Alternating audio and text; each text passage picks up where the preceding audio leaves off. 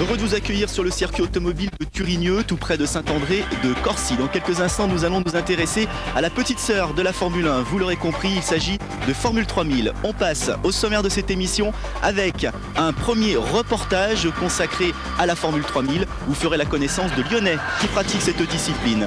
Nous enchaînerons avec notre rubrique à propos. Nous nous sommes intéressés à l'installation. On va donc tout de suite démarrer par de la Formule 3000 où vous allez faire la connaissance avec Marc Guéring de ces Lyonnais qui pratiquent cette discipline.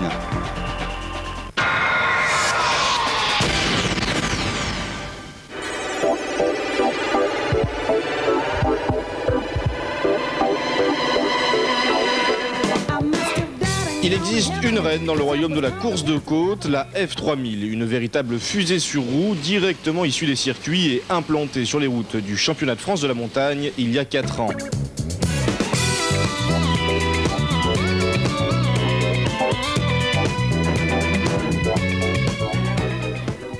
F3000 à ne pas confondre avec F3. Si les deux voitures sont de réels bolides, les chiffres parlent d'eux-mêmes. La F3 dispose de 210 chevaux. Cette F3000, plus grosse qu'une F1, développe 480 chevaux pour un poids de 550 kg.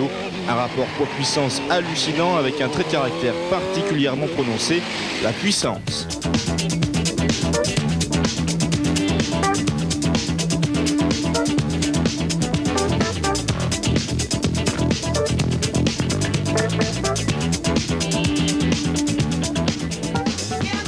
Au volant, Frédéric Prudent, 30 ans, un régional de la F3000. Lancé dans la course de côte depuis l'âge de 18 ans, en s'emparant des rênes de ce bolide, il a réalisé un rêve. Derrière son cockpit, un moteur de F1 ajusté aux normes de la F3000. Devant ses pieds, un accélérateur qui, une fois bien plaqué à fond, fait ronronner le moteur à plus de 9000 tours minute. C'est un moteur où, quand vous avez mis la première, vous pouvez jeter le tableau de bord, il ne vous sert plus à rien. Il gère de lui-même, il ne chauffe pas, il ne se passe rien. Vous n'avez plus qu'à piloter. C'est un gros avantage par rapport aux autres voitures de course, c'est que ce moteur-là, étant étudié pour le circuit à faire beaucoup de kilomètres, en course de côte, il ne monte pas en température, rien. Il n'y a pas le souci du moteur, il n'y a plus qu'à piloter. C'est plus dur à piloter dans le sens que nous, en course de côte, on met des rapports de boîte de vitesse très très courts. Et ce qui se produit, ce moteur-là a été étudié, admettons, pour avoir une deuxième à 170 km/h en circuit. Et nous, en gros, c'est la 4e de toute la saison. Alors la voiture, elle se propulse de virage en virage, c'est l'écart qu'on a avec les autres voitures.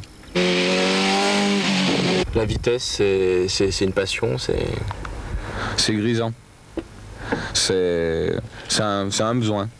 Et puis je pense que vis-à-vis de certains fous qu'on voit à l'heure actuelle sur la route, et ben, quitte à ce qu'ils roulent avec des petites voitures de course, je leur conseille de prendre une voiture de course et après ils n'auront plus envie de rouler vite sur la route.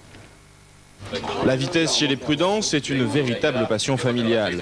Pour acquérir cette fabuleuse machine, il n'est pas forcément utile d'être riche. Par contre, de l'énergie et du temps, il en faut à haute dose.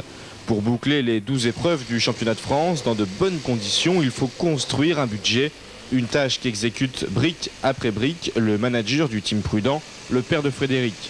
Ancien pilote régional dans les années 70, au volant d'une R8 Gordini, il a cessé de conduire lorsque son fils a eu 18 ans. Année après année, une équipe s'est créée pour parvenir à son but, baigner dans ce qu'il se fait de mieux en course de côte. C'est un rêve familial parce que moi donc j'ai couru jusqu'à ce que l'âge me permette à Frédéric de courir dès ses 18 ans. Donc moi j'étais dans une discipline de la course de côte régionale. Et bon, c'était mon péché mignon que j'ai d'ailleurs encore plus. Important de plus en plus. C'est pour ça qu'on arrive au stade maintenant de la Formule 3000, que là c'était un rêve familial et puis je me suis défoncé à fond, ainsi que Frédéric, pour arriver à ce niveau-là.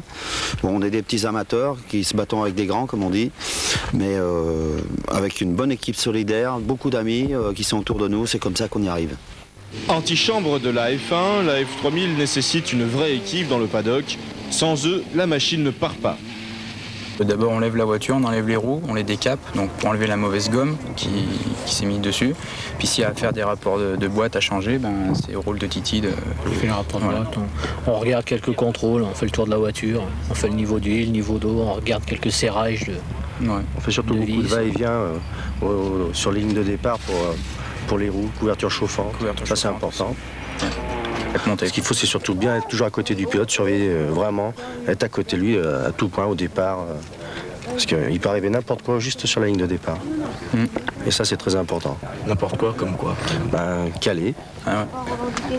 S'il cale sur la ligne, qu'on est à 100 mètres de la ligne, c'est pas bon. C'est vrai qu'il faut toujours être à côté de la voiture. Qualifiée de voiture d'homme parce que très puissante et rude à piloter, la F3000 va contre les idées reçues et se laisse très bien dompter par ses dames.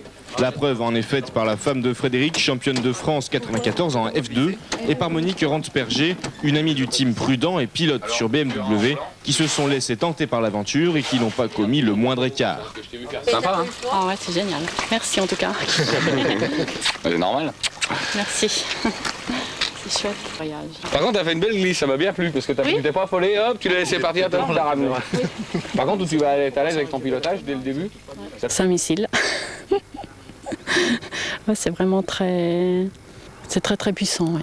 C'est sûr qu'une formule me paraît, disons, moins difficile à piloter qu'une voiture. Il n'y a pas les transferts de masse, enfin, c'est un petit peu différent. Ce qui fait la différence, c'est la passion que nourrit cette famille et cette équipe pour le sport automobile, plus particulièrement pour la course de côte. Après ses essais sur circuit, Monique Rantzperger espère intégrer le team avec sa propre F3000 et s'aligner sur la grille de départ du championnat 2000. Frédéric, après un an d'acclimatation à la puissance de sa machine, va tenter d'accrocher les podiums. En parallèle de ce challenge, le plaisir, puisqu'après 12 ans de course de côte, il a atteint le summum, piloter la voiture de ses rêves. Et on retrouve Frédéric Prudent que vous avez découvert dans ce reportage de Marc Guéring. Frédéric, comment devient-on pilote de Formule 3000 ? Au tout début, il faut apprendre les courses de côte avec des voitures beaucoup moins puissantes et au fil du temps, il faut progresser avec la puissance et l'appréhension des virages tout le long. Et après, on monte dans des voitures qui sont un peu plus puissantes du style de la F3000 qui, à l'heure actuelle, est l'une des voitures les plus puissantes du plateau. On va vous laisser démarrer doucement et nous allons enchaîner avec la suite de cette émission. Si vous avez aimé ce reportage de Marc Guéring, si vous voulez avoir un peu plus d'informations sur cette discipline, regardez, c'est pour vous quelques informations que nous vous avons préparées. Pour en savoir un peu plus sur cette fabuleuse machine, voici une fiche technique regroupant quelques caractéristiques. Tout d'abord, les dimensions, 4,45 m de long et 2 m de large, pour un poids plume de 550 kg. Puis la puissance développée par ce moteur V8 Cosworth, 480 chevaux à 9000 tours minute, avec une cylindrée de 2998 cm3. La vitesse maximum atteinte lors d'une manche du championnat de France est de 255 km/h. Voilà pour les performances. Pour la lecture, vous pouvez vous procurer Échappement. Ce mensuel vendu 29 francs fait le tour de l'actualité du sport automobile, avec bien sûr une partie consacrée aux courses de côte.